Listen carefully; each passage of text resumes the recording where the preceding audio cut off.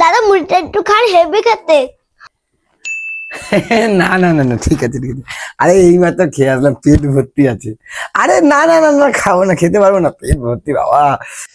আমাকে প্লিজ 2-3 বার বলো, তারপরে আমি খেয়ে নেবো, যা খিদে পেয়েছে। আমাদের গ্রামের বাড়িতে ভাজে, হেভি খেতে সুন্দর, খান।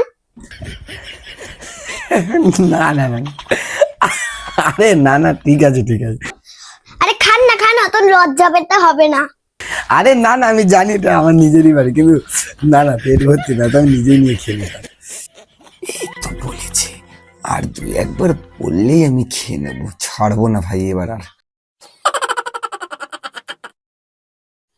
এ কি রে, আমি ভাবলাম আর একবার জিজ্ঞেস করবে, কি নির্লজ্জের মতো খেয়ে নিচ্ছে দেখ, এবার আমাকে কিছু একটা করতে হবে। ঠিক আছে, যখন এত।